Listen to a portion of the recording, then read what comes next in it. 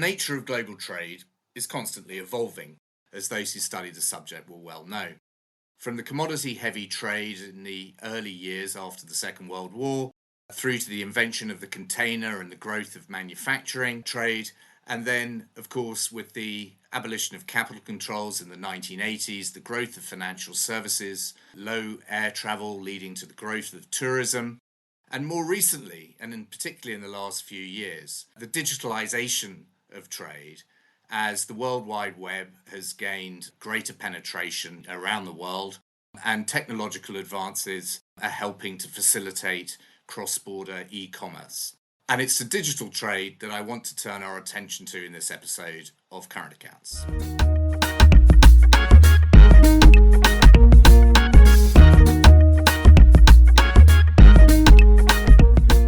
Joining us today to talk about digital trade is Stephanie Honey, who's a director, or the director rather, of Honey Consulting, which provides trade policy advice to private and public sector clients. Stephanie has extensive government experience, including as the New Zealand agriculture negotiator in the WTO Doha round negotiations, and is also a senior official for the bilateral relationship between New Zealand and Australia. She also had a 3-year posting in Brussels at the New Zealand mission to the European Union. Welcome, Stephanie, and thank you for joining us today. Thanks, Stuart. It's great to be here.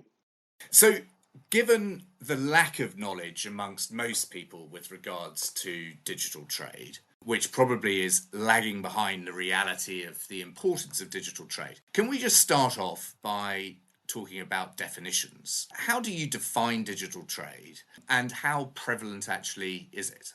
Well, thanks, Stuart. That is a great place to start. You mentioned in your kind introduction that I was formerly an agriculture negotiator. You might wonder, why would I be talking about digital trade given that background? But I think, you don't need to look too long at what's happening in the world of trade to realize that digital is everywhere and, is increasingly enabling everything. So there is no single agreed definition across different countries about what digital trade constitutes, but there are a lot of very clever people who have spent a lot of time thinking about how one could define this amorphous sort of way of doing business across borders. And the OECD has come up with what I think is a very good working definition, which is digitally enabled transactions of trade in goods and services that can either be digitally ordered or digitally delivered or both. And if you unpick that, it doesn't take much to realize that just about any mode of trade, whether you're shipping agricultural products, your containers of butter or, beef, or sending digital services, so things like trade policy consultancy or streaming your Netflix of an evening, all of those things are actually digital trade in different forms. So I think it's important to recognize that it does have this very broad application. Because, of course, even if you think, well, I'm into goods trade, I don't really care about this digital stuff, it's all a bit, esoteric for me. Actually, the way digital technologies are impacting on how trade happens affects you, even if you don't believe that you're directly engaged in digital trade. So to give you an example, as an agricultural exporter, you might use digital payments, you might order or do your contract with your customer using e-contracts or e-invoicing. You might send the product using a supply chain management tool that's based on blockchain. When you get to the border, all the paperwork that might have once been a big stack of reams of physical paper might now be done with electronic documents, even to the extent that the documents might be part of a sort of very digitalized process. So your trade financing, for example, might have been done with digital tools, electronic documents through a digital single window at the border. All of this going to essentially make the process of the trade transaction more efficient, higher integrity, so less, you're not going to lose a piece of paper and wonder whether, your product's going to get there, and less costly, ideally, at the end as well. So digital is everywhere and everything, and has huge promise to strip out some of the sort of costs and processing obstacles to trade. And to put a few numbers around that, if we look at the proxy for digital trade being data flows, because it's clearly the case that you can't have digital trade without data flowing in one way or another. Last year, it was estimated that domestic and international data flows were going to have exceeded the volume of all internet traffic up to 2016. So, I mean, just that little data point, you can see that we're really in a world where data and digital is everywhere.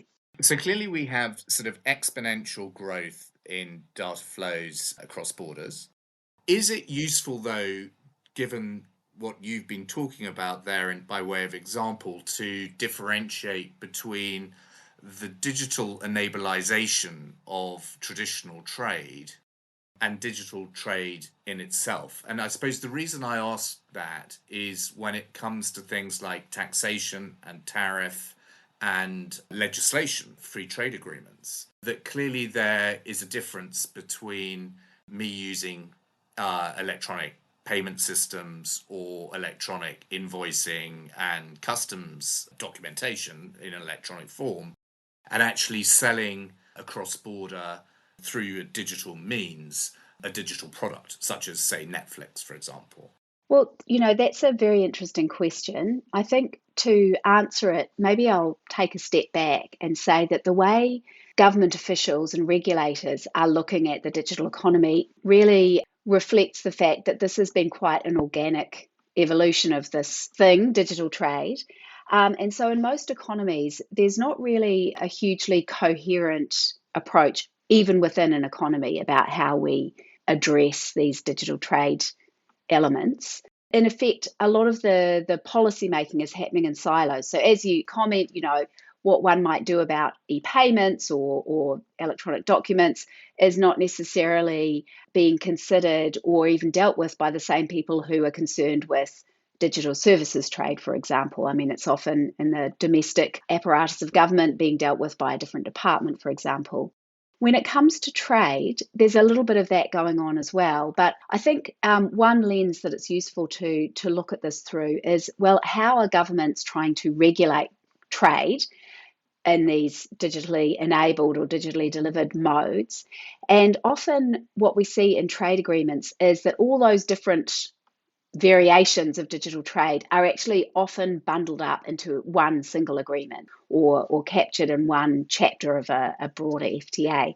So I think from that perspective, there is clearly a distinction, but it's not necessarily a useful one when we're talking about how are we approaching designing the rules. I think another important dimension of this is that up until relatively recently, when policymakers were looking at writing rules for digital trade, they did look at data. As I said before, that's a sort of the critical lifeblood, the sine qua non of digital trade, if you like. But then they often would look at one other sort of aspect, which was around trade facilitation. So those other issues that we've talked about, the customs documentation and paperless trade and so on. But I think if you take a step back and look at, from a business perspective, how do I do trade across borders? Actually, what you need is rules that apply from end to end of the digital trade transaction. So it's not enough to just have the trade facilitation part or the data flows part. You also need enabling rules that look at, well, how do I get my money out of this transaction? How do I protect my privacy through this transaction? How do I assure my customer that I am who I claim to be with my digital identity? How do I use my sort of innovative technologies like AI through this transaction? So really, if you think about digital trade as being enabling an end-to-end trade transaction, you actually need to bring in all those different elements. And that applies, obviously, if you're in the world of goods trade, you want customs paperwork and so on to be part of that. But even if you're not, you need to have this sort of end-to-end perspective on writing good rules, because otherwise, essentially, we're not making life as easy for business, for exporters and importers as we could. Yeah, so I mean, some of our audience are no doubt very cynical, and they might suggest that one of the reasons why digital trade has been flourishing as well as it has been because the regulator hasn't yet got their teeth into it, and that because governments are behind the curve on this, people have been free to pursue the growth in digital trade.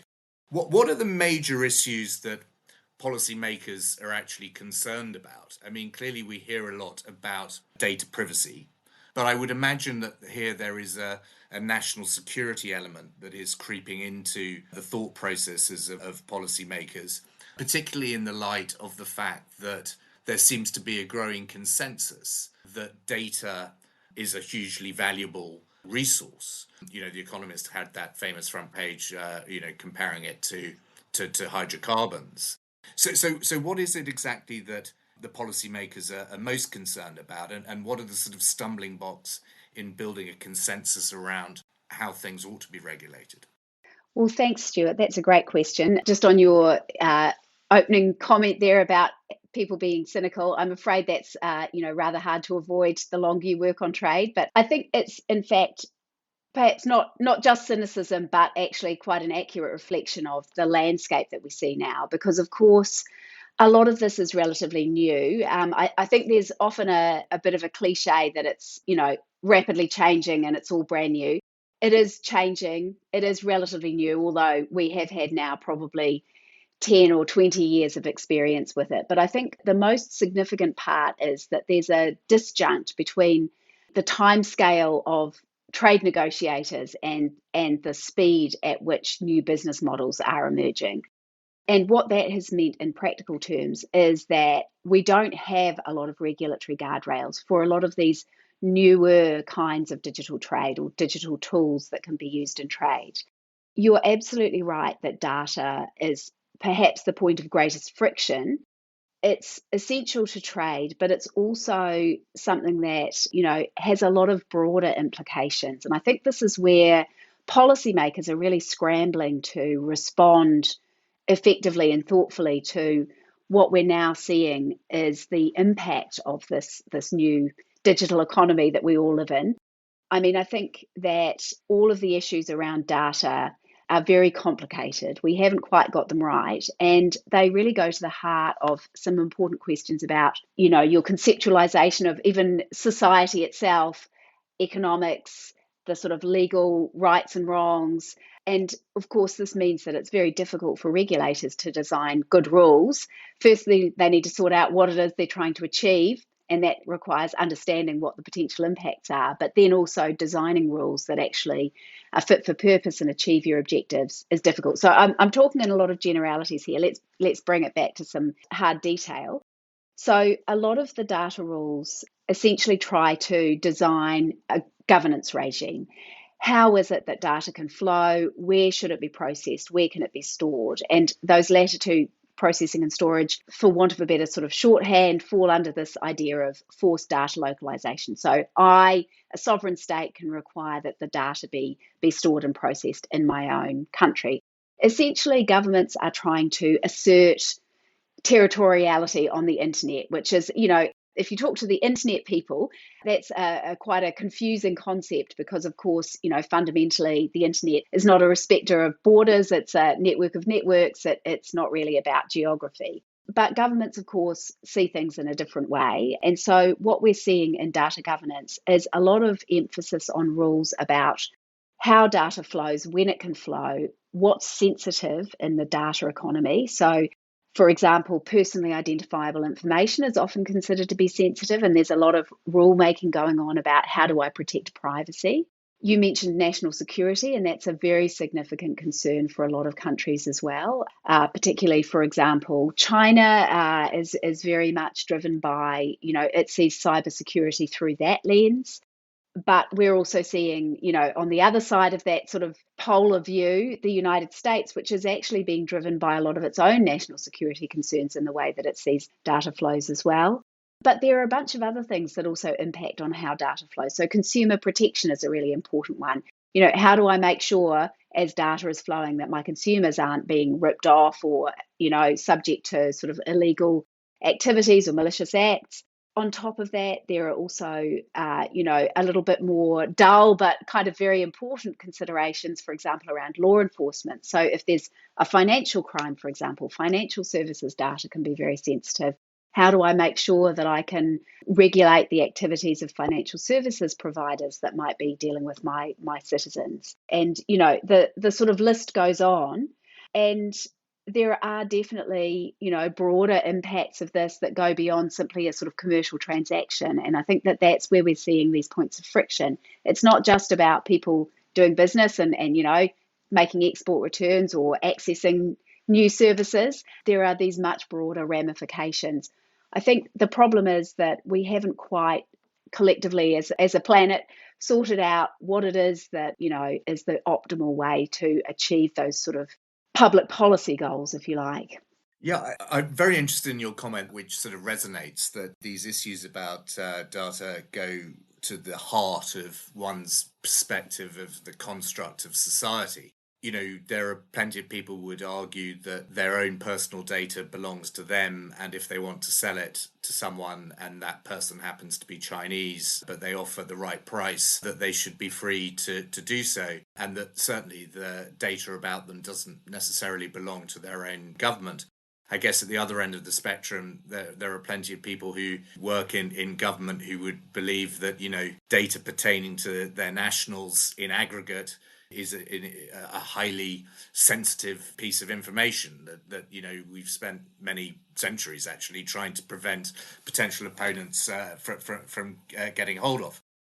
Are you seeing in the sort of digital trade world those sort of different perspectives on the relationship between individuals and society manifesting themselves in the tendencies that various countries are showing in constructing the rules that they wish to operate around data?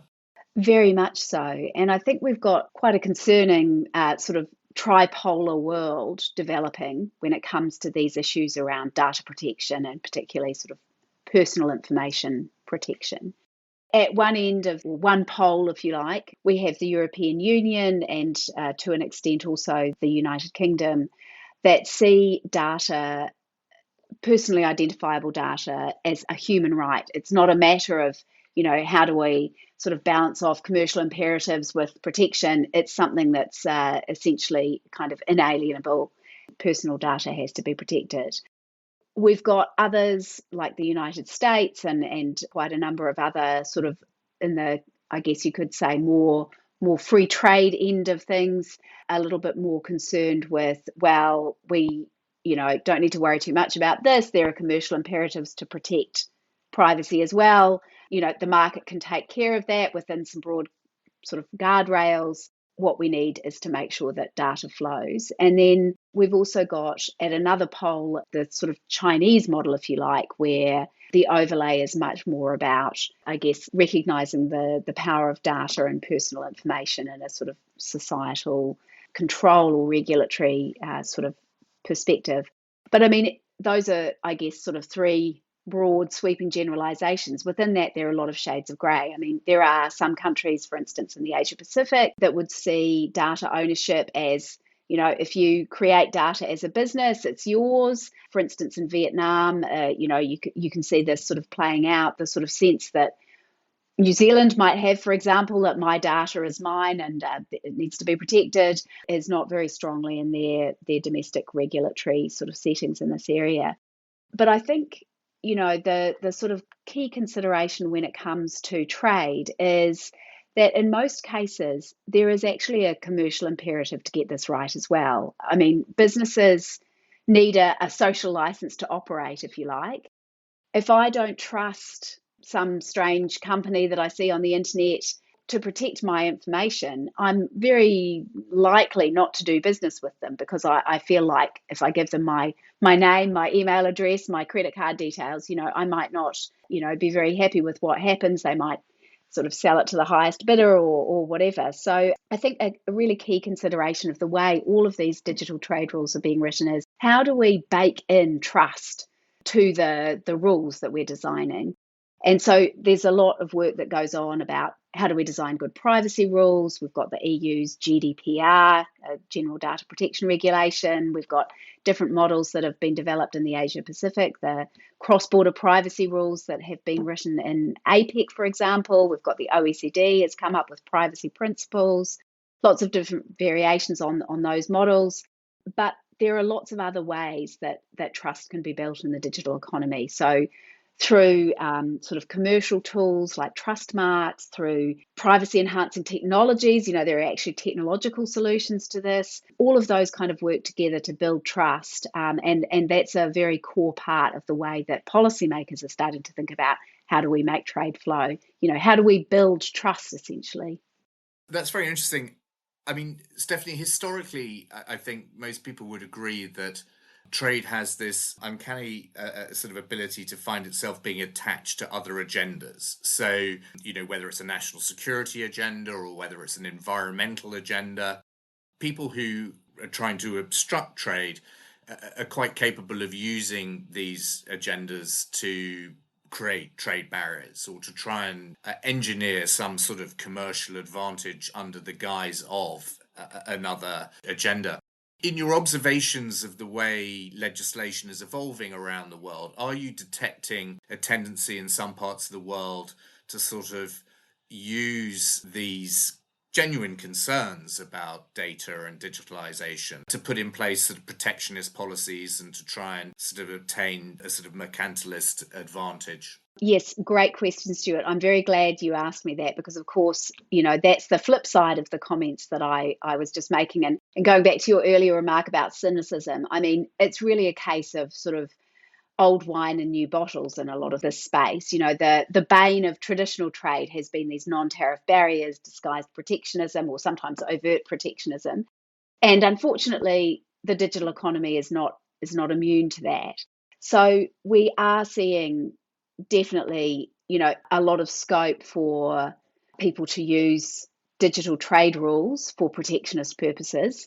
Some very overtly so. So, for example, there's a recognition from some countries that this data piece is very intimately connected with jobs, with GDP growth, with value. And therefore, very explicitly, for example, in the case of India, has flirted with this idea that they need to impose data flow restrictions for economic reasons. So data is associated with jobs, job creation, job growth. So therefore, they want to keep the data in India. There's also a lot of scope for kind of hidden protectionism because a lot of these digital trade rules are quite opaque. I mean, it's all a little bit in the sphere of the sort of the slightly esoteric. Often policymakers, are getting into the very sort of arcane levels of detail about behind the border regulation. It can be quite hard to unpick what's actually sort of a legitimate regulatory response from protectionism. So there's potentially a lot of that going on. The compliance costs of meeting a lot of these sort of trade rules can be extremely high to the point of essentially cutting particularly small businesses out of the market.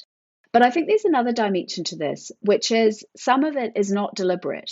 There's not a determination to go out and be a protectionist. It's simply that because a lot of this is relatively new, policymakers are not necessarily equipped to understand what constitutes good regulatory practices in the digital economy, what is actually going to be a protectionist tool, or what is a fit for purpose regulation. So there's a sort of knee jerk tendency, I guess, to over regulate in a way that isn't necessarily required to deliver the particular objective. And I think we can see this, for example, with data localization. Now, there's been a lot of great econometric research and modeling and research into what are the costs of forced data localization. So where you require data to be stored in your own jurisdiction. And, the cost of that is enormous, not just to an individual exporter trying to set up a server in another country to supply services to the customers there. I mean, that's certainly an impost, particularly if you're a small business and might keep some of those smaller businesses out of the market altogether. But even looking at it from a national GDP perspective, there's been a lot of work that shows that overall that actually chokes off the potential for growth because these digital trade flows are not just about my, exporter of digital services going into other markets. It's also about my domestic businesses being able to access digital tools that make their businesses run better, faster, more efficiently, with greater innovation, with greater integrity. So even for domestic businesses, being able to access smart digital tools is a critical part of growth. And so we see a lot of countries turning to data localization because it seems like a good idea with our sort of old economy mindset. I'll keep my precious data to myself. But in fact, they're potentially choking off avenues of growth for their own exporters and their own domestic businesses. And that's a real concern. There are all these inherent tensions, it appears, between the various sort of stakeholders and attitudes. When you look around the world, who do you feel is actually getting this policy mix right at the moment? Is there anyone that you'd point to as a sort of standout? And at the other end of the spectrum, who do you think is getting it very wrong? Well, I think that it's definitely an evolving picture.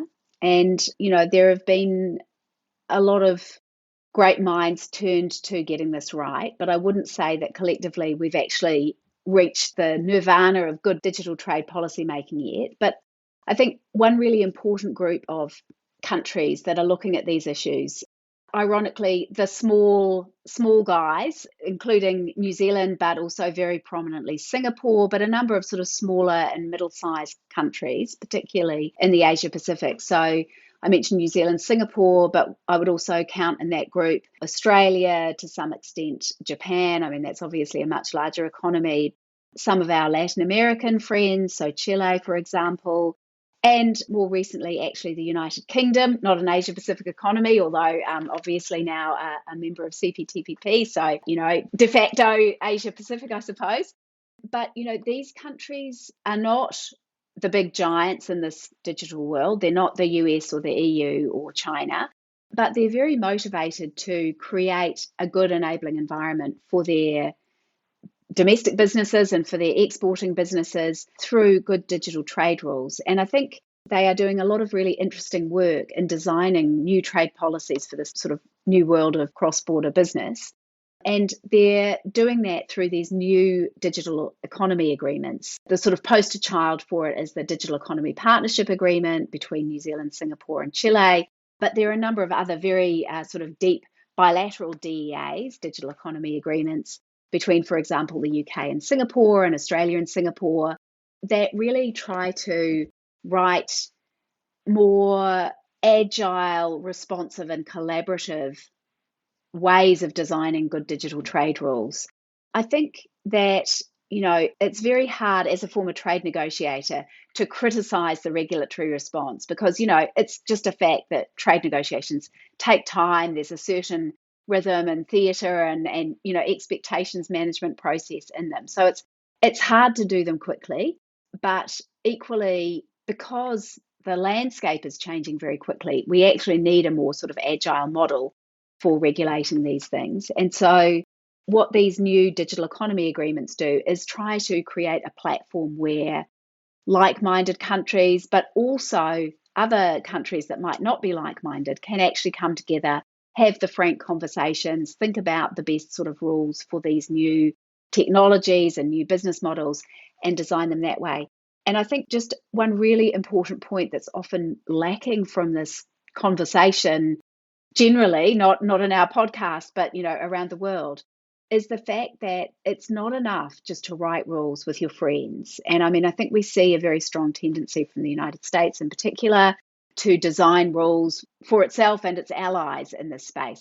But it's not actually in anybody's interests to have this thing that's sometimes tagged as the splinter net, to have different digital islands or digital realms that can't talk to each other and where business isn't done. If you talk to a business person, they're not really into the world of sort of friendshoring and digital islands because they want to be able to access customers in every market and do so in a way that's safe and addresses important concerns about privacy or inclusion or what have you.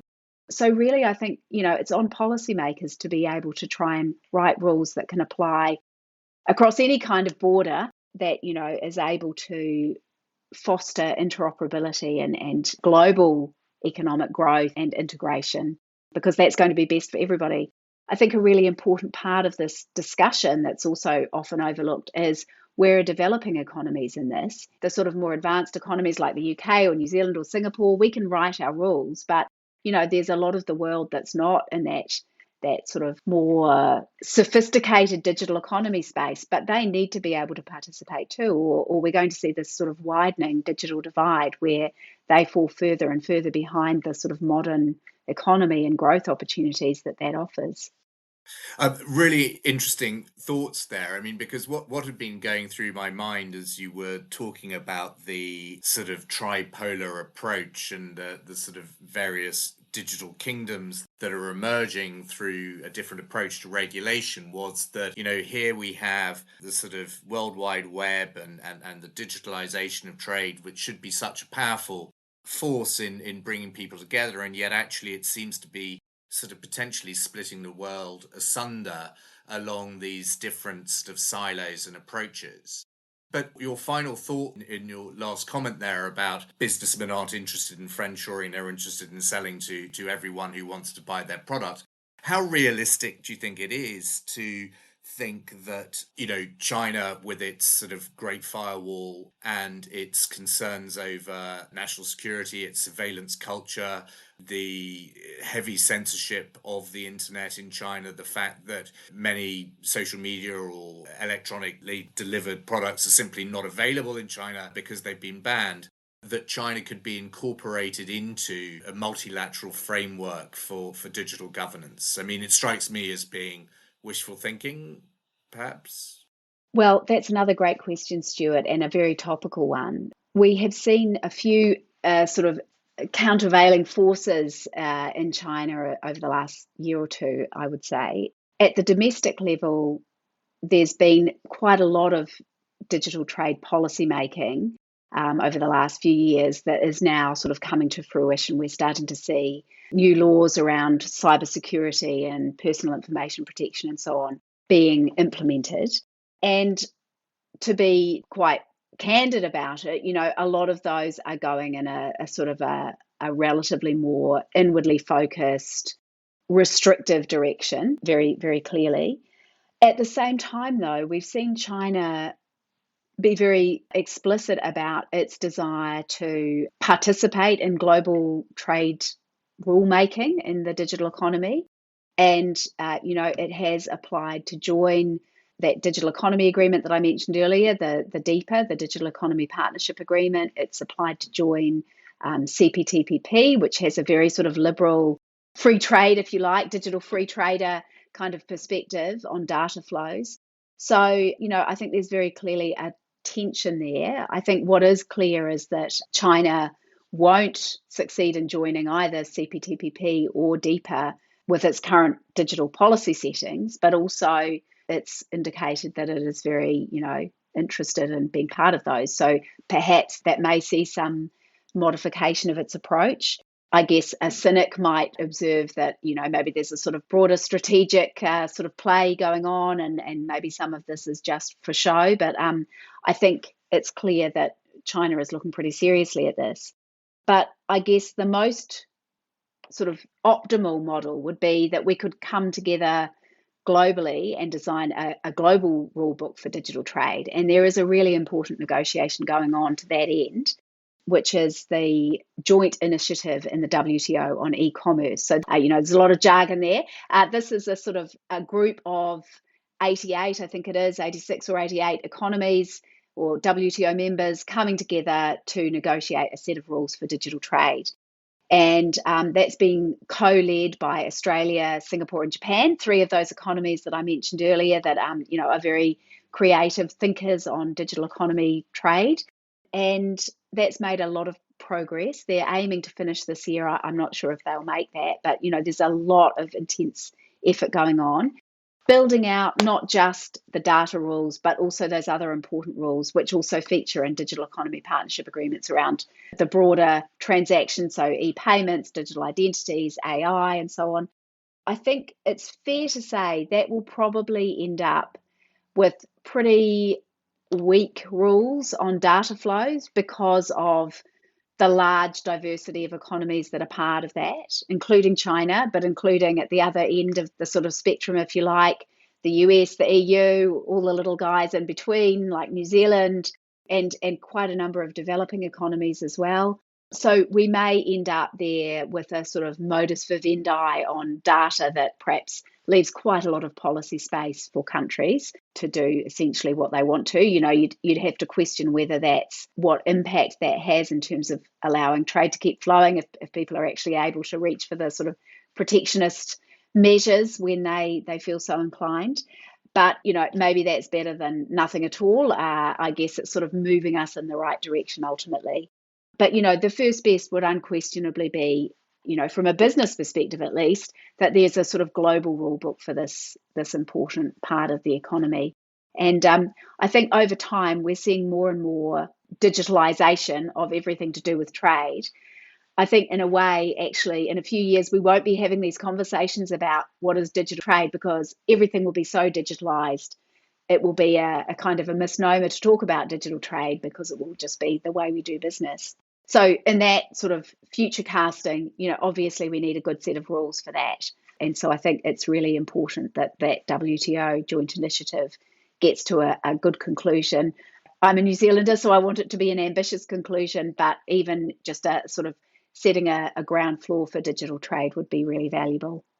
Well, I think it's no surprise that it is the smaller economies that benefit the most from trade who are, of course, leading the charge in terms of trying to cultivate best practice so that this very exciting area and driver of global growth going forward can thrive.